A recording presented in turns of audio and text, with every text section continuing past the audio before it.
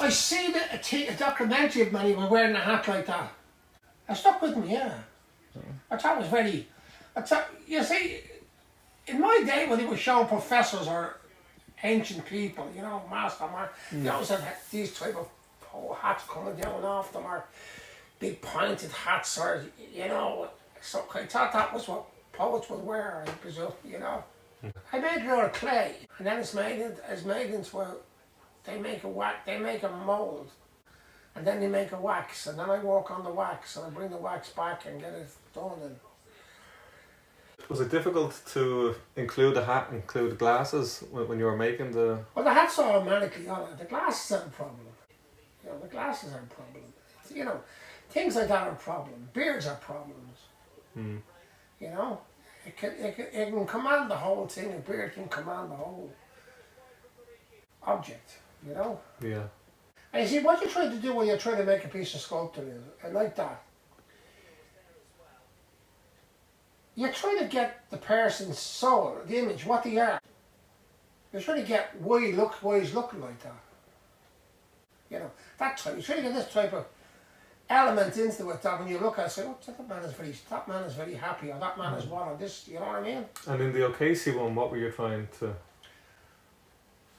get across? Grandfather said he was impotent. Impotent. You know? Okay. And did I tell you that I met the woman that was on the first Play on the Stars? The woman that was the maid. Before she died, it was an exhibition, and everywhere I go, and I meet someone that was in the army, I'll try and question them about, like, the poems I wrote about the First World War. This man said to me, you weren't in the First World War. I said, no. He said, well, they're very authentic, he said. You know, so I wrote about what the soldiers felt themselves, not what was written and nice and plain, and I wrote what they said. Fellas lying on barbed wire with their eyes hanging out, like meat in a butcher shop. Trying to make it as graphic as I could. You know? So,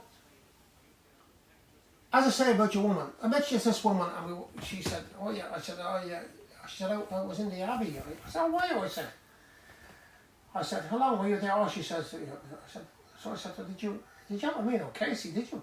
Oh yeah, she says, I was on the play, so then I was talking. And she said, I said, what was the problem with him, and could you tell me what the problem was him and Yeats? And the problem was, the flag was going into a bar.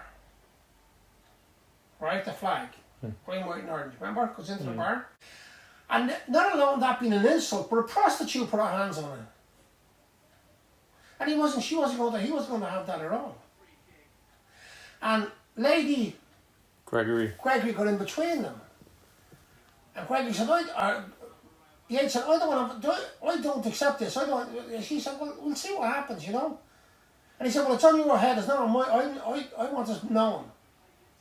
So that's when I went ahead. And that's what the problem was. Now, as I say to people, they're making knickers out of it, out of a flag. I can't understand with her.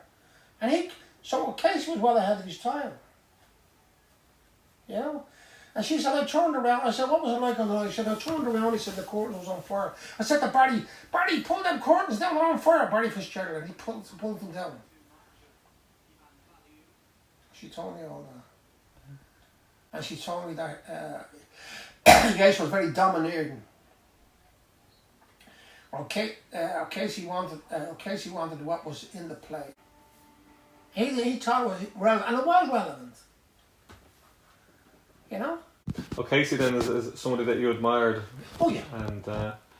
And I presume it was cast by Leo Higgins. Oh yes, Leo yeah. Bristol.